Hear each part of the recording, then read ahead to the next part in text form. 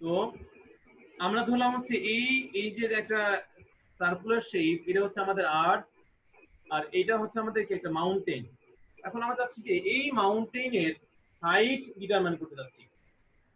We want to determine the height of this mountain with the help of simple pendulum. ঠিক আছে? তো simple pendulum দিয়ে আমরা একটা যে কোনো মাউন্টেনের হাইট ডিটারমাইন করতে পারি। কিভাবে দেখো, দেখো এটা যদি এ পজিশন হয়, এটা যদি এই মাউন্টেনের একদম মাথা একটা একদম তোমার চূড়াতে আমরা একটা পয়েন্ট নিলাম, সেটা ধরো বি। ঠিক আছে? এখন দেখো এই এ পয়েন্টে আর বি পয়েন্টে কি ভেরিয়েবল হবে? অবভিয়াসলি জি ভেরিয়েবল হবে, কারণ এখানে জি যা থাকবে এখানে জি তার চেয়ে কি হবে বলো তো? জি উইল বি ডিক্রিজড। এই বি পয়েন্টে জি কমবে না বাড়বে? Obviously it will be decreased. তো বি পয়েন্টে ধরো জিবি ইকুয়াল টু কত হবে, আর এখানে জি এ কত হবে? তো জি এ ইকুয়াল টু হবে GM by R A square. Are you agree with me? Yes, sir. T will be gm by r plus a whole square. ওকে, এখন দেখো আমরা আসলে কারে চাই? আমরা আসলে এইচ চাই, তাই না? H is the height of our mountain. That's why we can divide GB by GA. আমরা হচ্ছে এই ইকুয়েশনকে এই ইকুয়েশন দ্বারা ডিভাইড করতে পারি। ডিভাইড করলে কিন্তু দেখো আলটিমেটলি আমাদের H চলে আসবে। তো এটা হচ্ছে ধরো 2, এটা হচ্ছে 1, we can divide 2 by 1, তাহলে এইদিকে আসে GA by GB equal to, দেখো এই জিএম জিএম কিন্তু গ্যাচাং কাটাকাটি চলে যাচ্ছে। তো আমাদের হচ্ছে উপরে কি থাকে দেখো, নিউমিনেটরে কি থাকে, আর প্লাস এইচ হোল স্কয়ার, আর ডিনোমিনেটরে কি থাকে দেখো, আর স্কয়ার থাকে, তাই না? Yes, sir. নাও তো এটা তো আমাদের লাগতেছে না, এটা মুছে দিচ্ছি। এখান থেকে কিন্তু আমরা ইজিলি ডেরাইভ করতে পারি এইচ সমান সমান কত। আসলে আমরা এইচ সমান সমান চাচ্ছি এইচ ইকুয়াল টু কত। তো এইচ লেফট সাইডে একা থাকে, বাকি সব টার্মকে আমরা ডান সাইডে নিয়ে যাব। তো Yes, sir. তো আমরা যেটা করতে পারি দেখো, লিখতে পারি g A by g B equal to R by R plus h by R whole square. Then আমরা যদি রুট ওভার করি তাহলে দেখো root over g A by g B equal to হবে তখন 1 প্লাস এইচ বাই আর। এখন হচ্ছে তো আমরা এইচ ইকুয়াল টু পাবো হচ্ছে root over g A by g B minus 1 into R. Clear? তো আমরা এইচ ইকুয়াল টু হচ্ছে আমরা কি পাবো, root over g A by g B minus 1 into কি আর। R. ওকে, Yes, sir. তার মানে হচ্ছে কি আমরা হচ্ছে ওই মাউন্টেনের যে চূড়াতে যদি আমরা অ্যাক্সিলারেশন ডিউ টু গ্র্যাভিটি জানি, তাহলে আলটিমেটলি কিন্তু আমরা কি বের করতে পারবো বলতো? ওই মাউন্টেনের হাইট বের করতে পারবো। আবার দেখো আমরা কিন্তু অ্যাক্সিলারেশন ডিউ টু গ্র্যাভিটির সাথে আমাদের টাইম পিরিয়ডের একটা রিলেশন আছে। হ্যাঁ, দেখো আমরা কিন্তু জানি T is proportional to 1 by root over g. এখান থেকে কিন্তু আমরা ইজিলি লিখতে পারি, দেখো টি1 বাই টি2 ইকুয়াল টু হচ্ছে রুট ওভার জি2 বাই জি1। Can you write? Yes, obviously sir. We can write. এখন যদি এই জি কে হচ্ছে আমরা টি দিয়ে রিপ্লেস করি, তাহলে আমরা দেখো কি পাবো। আমরা যেটা পাবো সেটা হচ্ছে এমন জিনিস, দেখো তো এইখানে রুট ওভার থাকবে না, তো এখানে হবে TB by TA minus 1 into R. That means তোমার যদি acceleration due to gravity জানা নাও থাকে, তোমার যদি টাইম পিরিয়ড জানা থাকে, এই সিম্পল পেন্ডুলাম তুমি যখন মাউন্টেনের ক্রেস পজিশনে নিয়ে যাবা তখন ওখানে টাইম পিরিয়ড কত, আর তোমার যখন আর্টে থাকবে তখন টাইম পিরিয়ড কত, তুমি যদি এই দুটাও জানো আলটিমেটলি এখান থেকে তুমি কি বের করতে পারবে বলো তো? মাউন্টেনের হাইট ডিটারমাইন করতে পারবা। ঠিক এমন একটা কোশ্চেন ঢাকা বোর্ডে 2016-তে আসছে। ঢাকা বোর্ড 2016। একটু দাঁড়াও, আমি একটু মার্কার নিচ্ছি।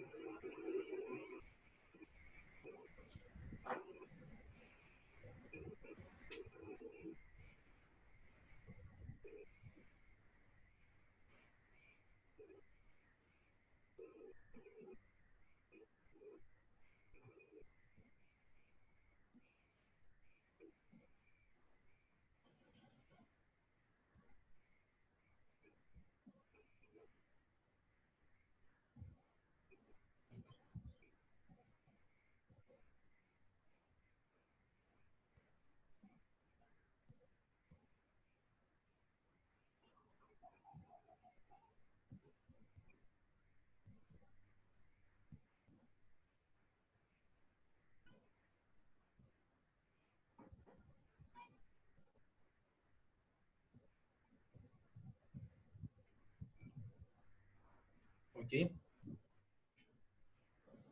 ঢাকা বোর্ড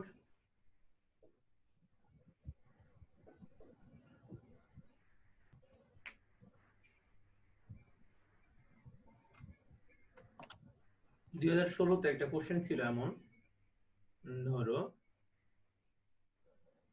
এটা একটা আর্ট ছিল, এটা একটা পয়েন্ট ছিল এ পয়েন্ট, এটা একটা বি পয়েন্ট ছিল, ঠিক আছে? তো এটা হচ্ছে আর্থের সেন্টার,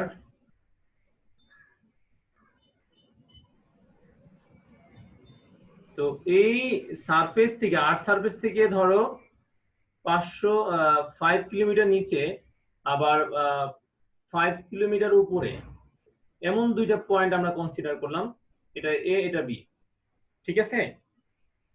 তো এ বি এই দুইটা ছিল আমাদের point.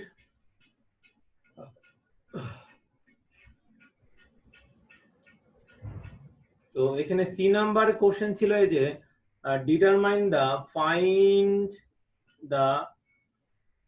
find the acceleration due to gravity at point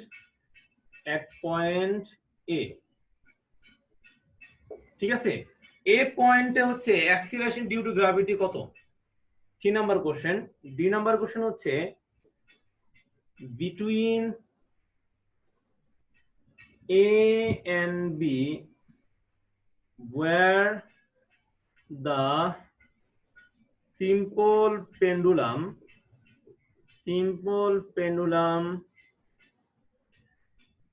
will go slower. দুইটা question. Find the acceleration due to gravity at point A. এ হচ্ছে এটা হচ্ছে আমাদের আর্থ সারফেস থেকে কি 5 কিলোমিটার কি উপরে, আর ঠিক 5 কিলোমিটার কি ডাউনে হচ্ছে আরেকটা পয়েন্ট, সেটা হচ্ছে বি। এই হচ্ছে আমাদের ব্যাপার স্যাপার। Are you clear? জি স্যার। তাহলে সি এর অ্যান্সার কি হবে? Find the acceleration due to gravity at point A.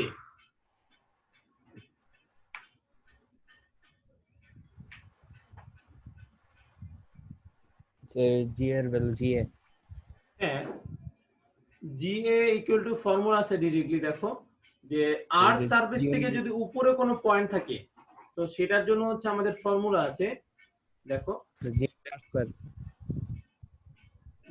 R plus H নিচেও 4 হোল স্কয়ার ইনটু কি জি, তাই না? এমনই তো। জি স্যার। এখন যদি সবগুলোর ভ্যালু আমরা পুট করে দিই তো অ্যানসার কত হবে দেখো তো। আর হচ্ছে কত বলো তো, 6 এরকমই তো। আর এইচ হচ্ছে কত দেখো, এইচ হচ্ছে 500 মিটার হবে। ঠিক আছে, 505 কিলোমিটার। আর নিচে হবে কত দেখো, আর 6, তো এটা দেখো কত আসে দেখো তো, 9.8। তো আমরা একটু ক্যালকুলেশন করে ফেলি।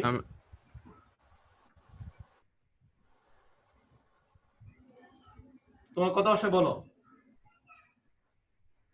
আমার ক্যালকুলেটর নাই স্যার, বলতে পারছি। এটা আসবে হচ্ছে 9.78 ms ইনভার্স 2। ক্লিয়ার? তো আলটিমেটলি হচ্ছে আমরা এই এ পয়েন্টে, এ পজিশনে তোমার অ্যাক্সিলারেশন ডিউ টু গ্র্যাভিটি আছে অভিকর্ষ ত্বরণ কত সেটা আমরা বের করে ফেললাম, সেটা হচ্ছে 9.78। ওকে, এখন হচ্ছে এই বি পয়েন্টে তোমার হচ্ছে যদি আমরা অ্যাক্সিলারেশন ডিউ টু গ্র্যাভিটি বের করতে পারি, দেখো আমরা জানি তোমার জি এর সাথে টি এর রিলেশন আছে, জি এর সাথে টি এর একটা রিলেশন আছে, সেটা হচ্ছে কি এরকম, তার মানে হচ্ছে where the g is higher then t will be lower, তাই তো? জি স্যার। হ্যাঁ, এখন দেখবো আমরা হচ্ছে কোথায় অ্যাকচুয়ালি জি এর মান বেশি কম। জি এর মান কি এতে আসলে তো আর্থ সারফেস থেকে এখানেও কম এখানেও কম, তাই না? তুমি জানো জি স্যার। আর্থ সারফেসে তুমি যতই উপরে যাও ততই জি এর মান কমে, তুমি আর্থ সারফেস থেকে যতই নিচে যাও তখনও জি এর মান কমে। বা কোথায় বেশি কমে বা কোথায় কম কমে সেটা আমাদের ব্যাপার। দেখো, তো প্রথমে হচ্ছে আমরা জানি, দেখো যেখানে টাইম পিরিয়ড বেশি, আমি জিনিসটা সুন্দর করে লিখে দিচ্ছি, তুমি লিখে নাও। দেখো, টাইম পিরিয়ড যেখানে বেশি সেখানে জি কি বলতো, জি হচ্ছে সেখানে কম। ঠিক আছে, যেখানে জি কম সেখানে টাইম পিরিয়ড কি বেশি। যদি টাইম পিরিয়ড কোথাও বেশি থাকে তখন হচ্ছে আমার simple pendulum SP moves slowly, SP moves slowly বা slower, then আমরা বলি হচ্ছে it will lose time। এই জিনিসটা ক্লিয়ার কিনা দেখো please, where g is less then there t will be higher and SP মানে simple pendulum, simple pendulum moves slowly বা slower and it will lose time। কেন দেখো, টাইম পিরিয়ড বেশি এর মানে কি, ব্যাপারটা আমি সুন্দর করে এক্সাম্পল দিয়ে বলি। ধরো তুমি তোমার কলেজ থেকে, বাসা থেকে কলেজ যাচ্ছ, আবার কলেজ থেকে বাসা যাচ্ছ, এটা একটা ফুল সাইকেল না? জি স্যার। Full cycle. এখন এইখানে তোমার টাইম বেশি লাগছে, এর মানে তোমার টাইম পিরিয়ড বাড়ছে না কমছে? টাইম পিরিয়ড বেড়ে গিয়েছে। জি স্যার। তুমি বাসা থেকে কলেজে গিয়েছো, কলেজ থেকে বাসায় আসছো, তোমার যদি সময় আগে লাগতো 5 মিনিট, এখন যদি 10 মিনিট লাগে, তার মানে কি তুমি কি আস্তে হাঁটছো না দ্রুত হাঁটছো? হ্যাঁ, তাহলে স্লো আর বুঝতে পারছো কেন স্লো হয়ে গেল? বুঝছি স্যার। এটাকে বলে ইট উইল লস টাইম, তুমি 5 মিনিট সময় হারাবা। জি স্যার।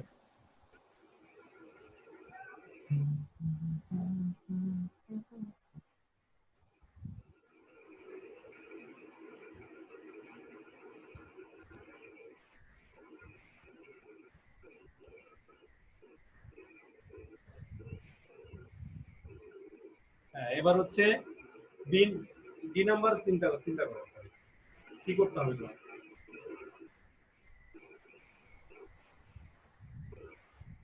ডি নাম্বার আমরা যেটা করব, আমরা তো এ পয়েন্টে জি পেয়ে গেছি, এবার বি পয়েন্টে জি বের করব। ক্লিয়ার?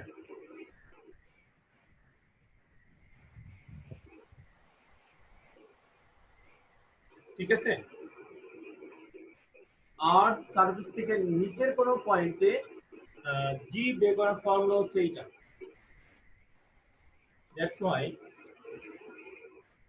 আমাদের ভ্যালু পুট করে দিই, আলটিমেটলি অ্যান্সার হচ্ছে 9.79 9.70 আমি তো অ্যান্সার মিলে দিচ্ছি।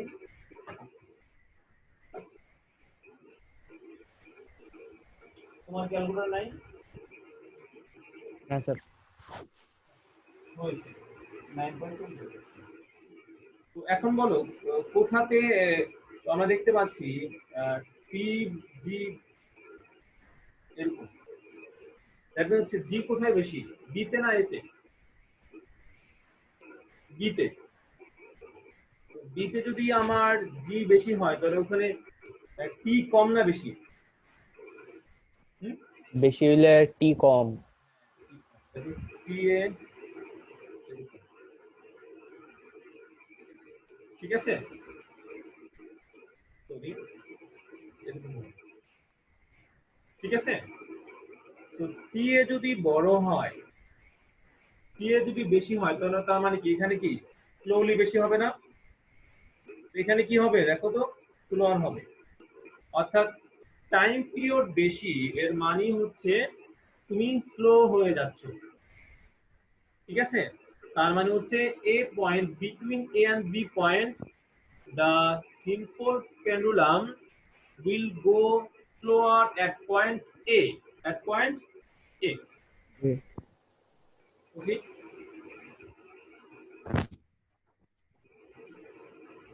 বুঝছি স্যার।